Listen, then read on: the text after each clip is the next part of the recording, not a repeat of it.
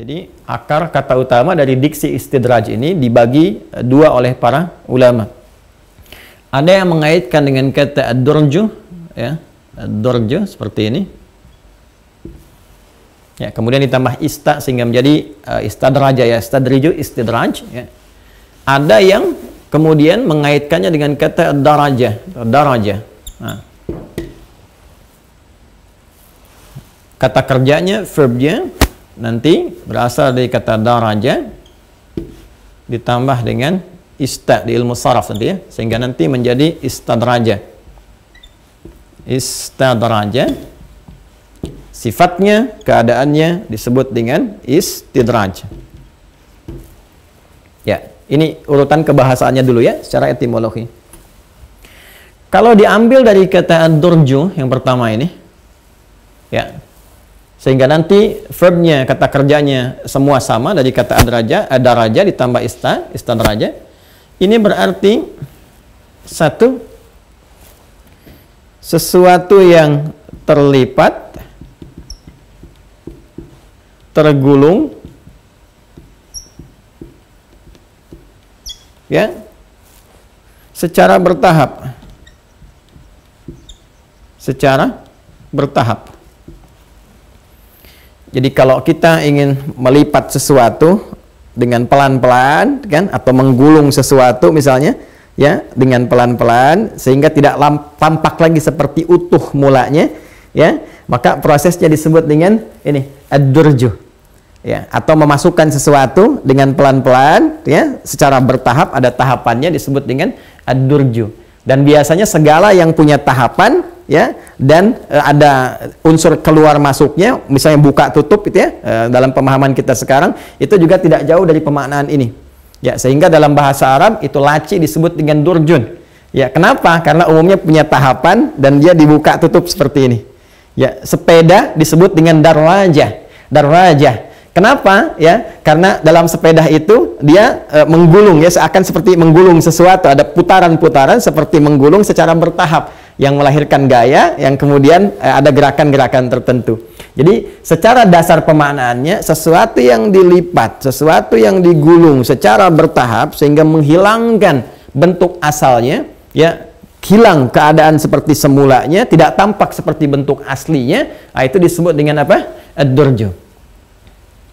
Kalau kita ambil secara bahasa, kata kerjanya seperti ini ditambah dengan ista, ya, proses untuk mendapati sesuatu sehingga menjadi istadraja, ya, artinya proses upaya untuk mendapatkan sesuatu, ya, yang dengan mendapati itu tergulunglah apa yang didapatkan sebelumnya secara bertahap, ya, pelan-pelan, ya.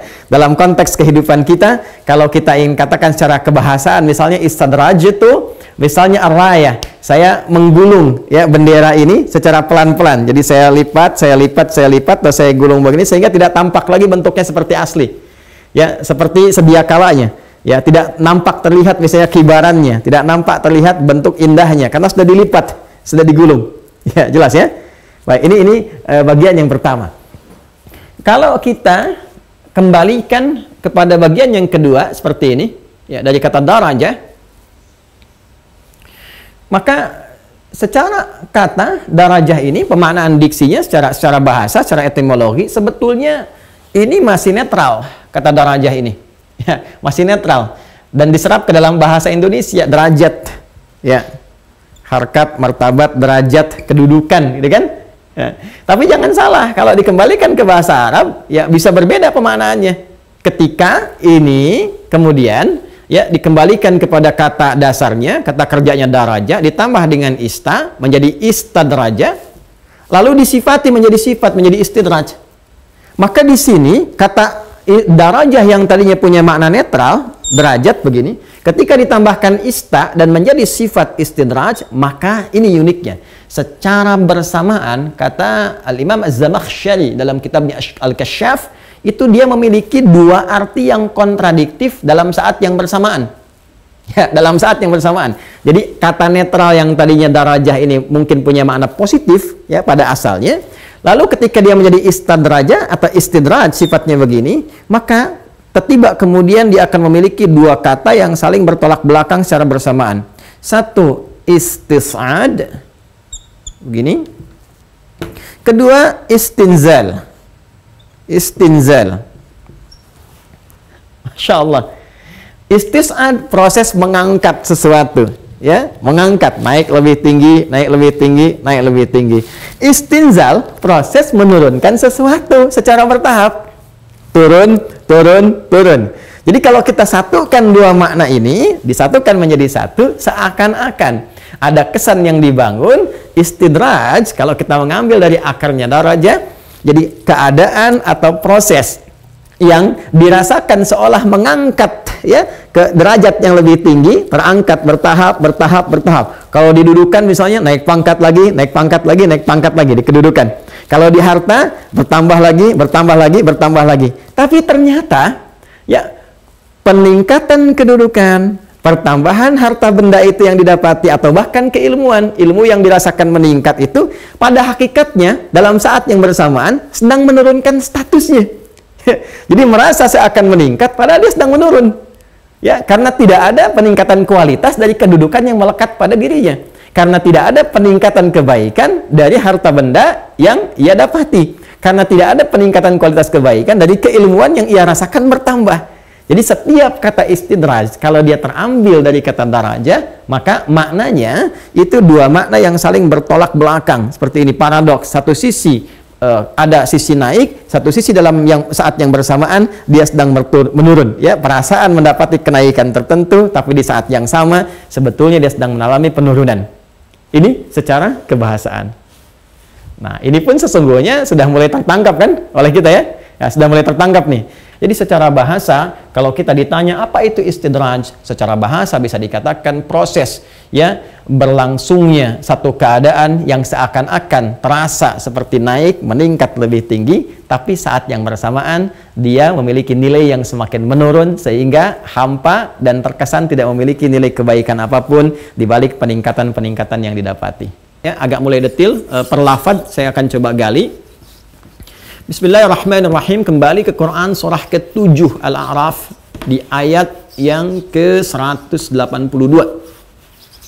Nah, ini perbuatan nyatanya, ya, secara langsung.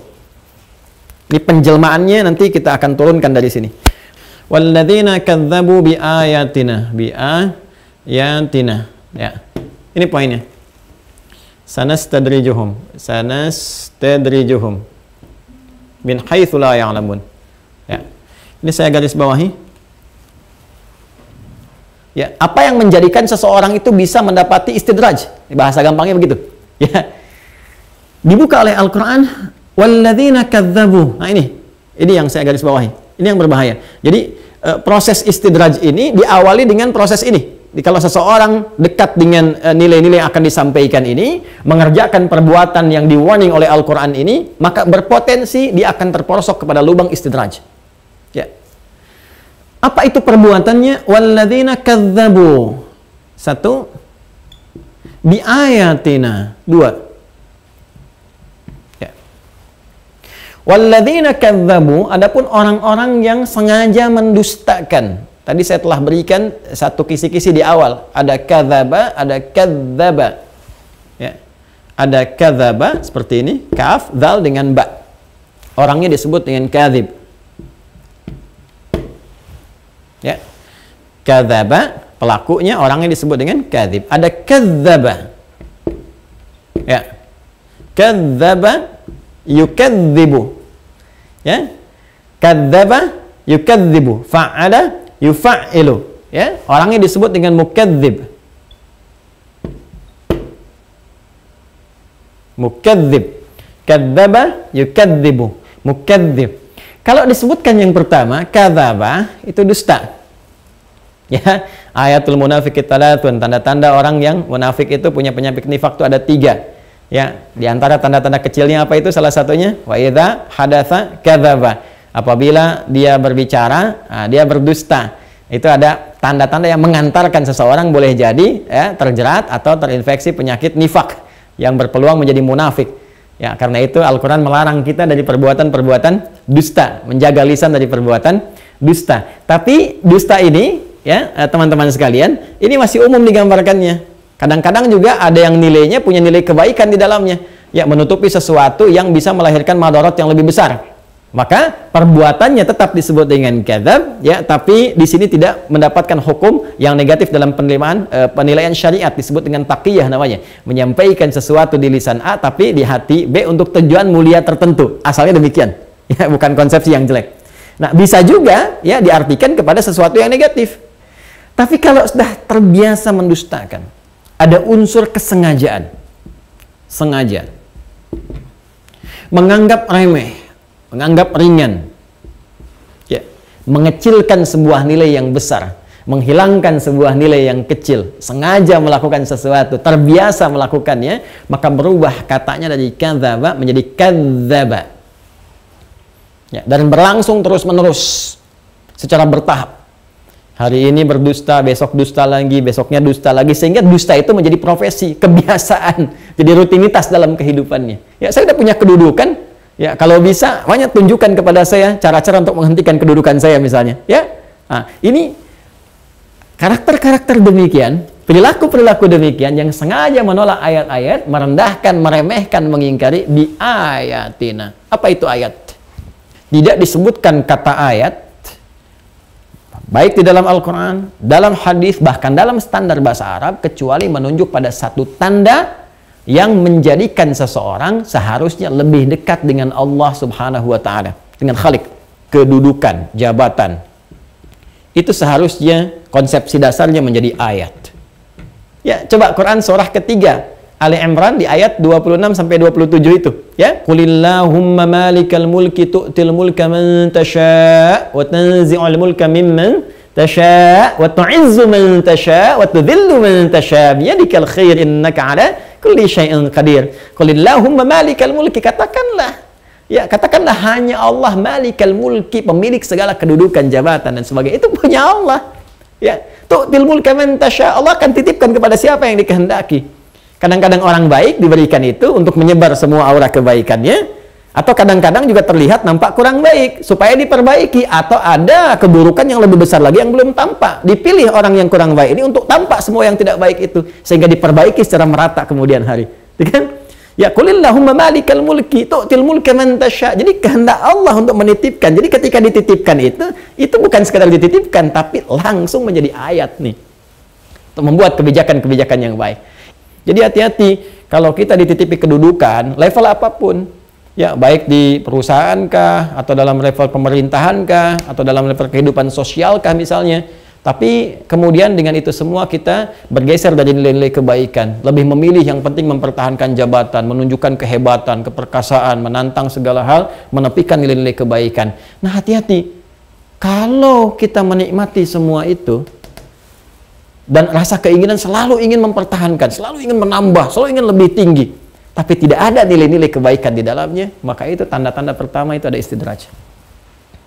Awas ya, awas, hati-hati. Makanya saya sering memberikan nasihat tuh, ya, kalau dalam konteks jabatan, kedudukan, hati-hati, hati-hati, hati-hati.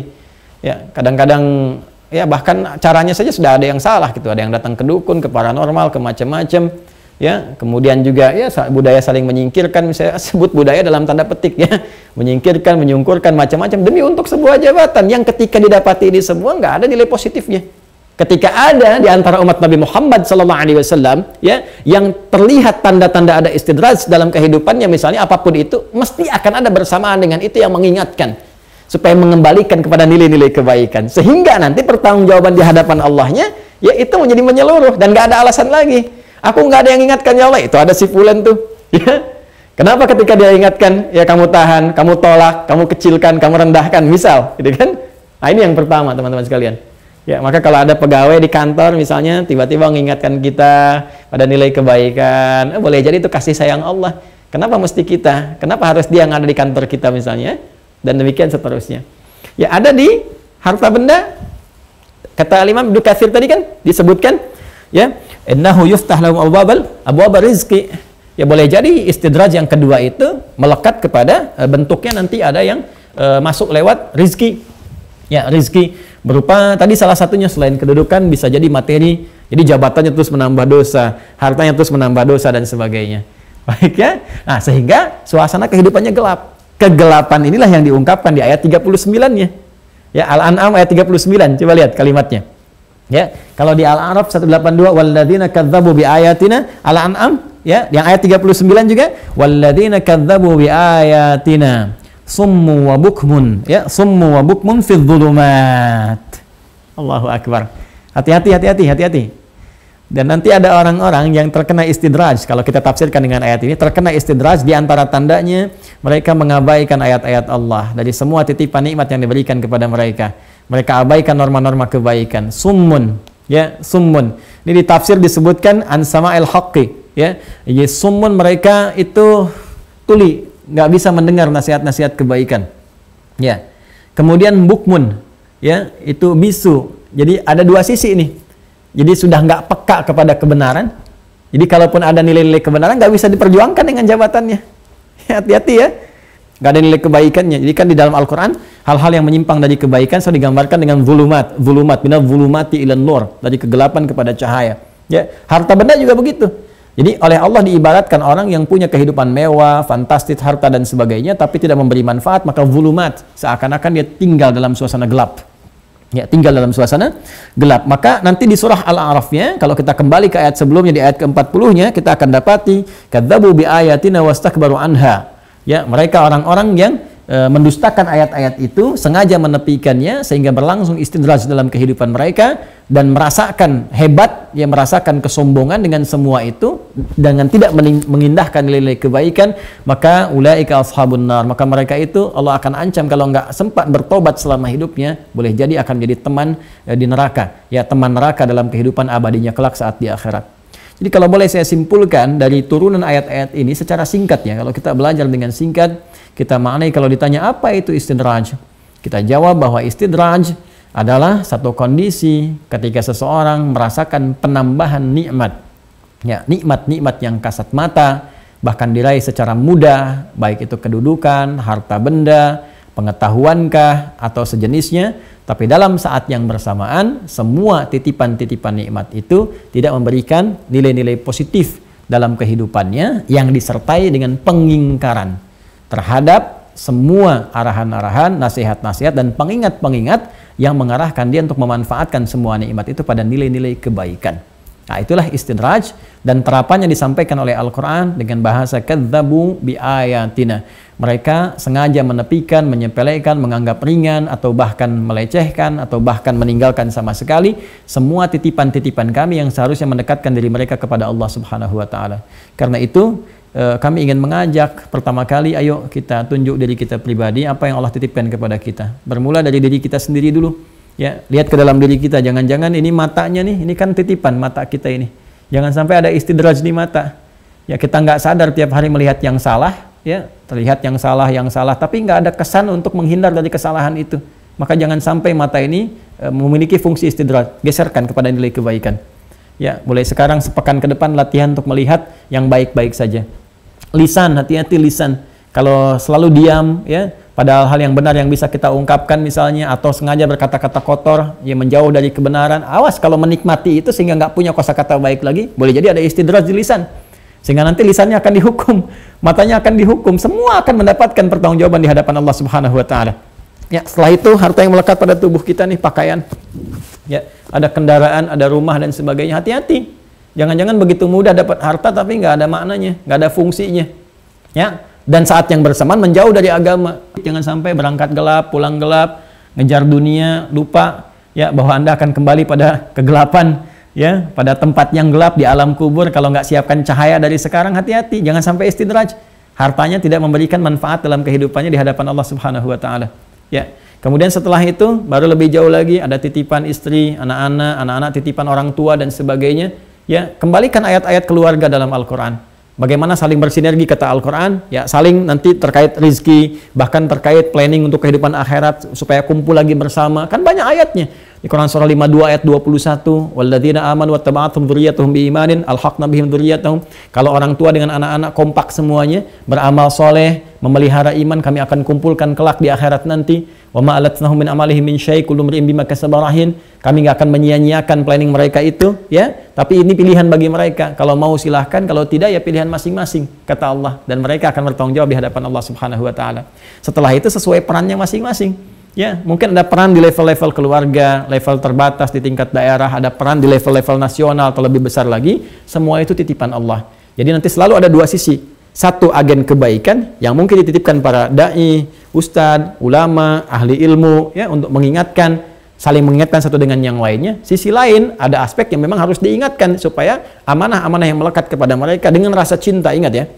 Dengan rasa cinta, bukan karena kebencian atau karena keinginan ini kedudukannya supaya hilang, hartanya supaya hilang. Na'udzubillah, bukan itu maksudnya. Ya, awas kalau ada kesan itu pun salah juga dan lebih fatal karena ada sifat iri hati di dalam dirinya. Ya, hakad, yaitu yang sangat berbahaya dan hasad, yang sangat bisa menjerumuskan. Karena itu akan muncul di saat yang sama agen-agen kebaikan, bahkan dalam hadis disebutkan ini sampai Isa bin Maryam turun. Jadi sampai menjelang kiamat selalu ada fenomena seperti ini. Ya, di dalam tafsir kalau Anda buka tafsir dari ayat 181 Al-A'raf sampai 182, 181-nya agen kebaikan. Wa mimman khalaqna ummatun yahduna bil haqqi wa bihi ya'dilun. Ya, jadi Anda akan dapati sampai hari kiamat kata Nabi. Ini kalian nih, di antara kalian akan ada yang diberi tugas untuk mengingatkan, mengajak kepada kebaikan-kebaikan. Kita semua. Ya, sisi yang lain akan ada objek dakwah juga. Sebagian orang yang terjerumus kepada sifat istidraj, jangan biarkan itu saudara kita. Ya, itu teman kita, itu kolega kita. Jangan larut mereka dalam itu sepanjang ya ada kesempatan bagi kita sampai ajal menjelang, terus ya suarakan, terus tampilkan kebaikan-kebaikan supaya dengan kasih sayang itu konsepnya seperti Allah mintakan kepada Musa alaihissalam, ya, idhaba ila fir'auna innahu tagha faqula lahu qawlan layyina, dengan bahasa yang lembut, bahasa yang baik, doa-doa yang mencerahkan, yang menyentuh kepada jiwa. Mungkin dengan itu semua ketika hatinya sudah semakin mengeras, tapi dengan tembusan doa yang disampaikan dari keluarga sekitarannya boleh jadi akan membuka cercah harapan supaya dia kembali kepada jalan-jalan kebaikan.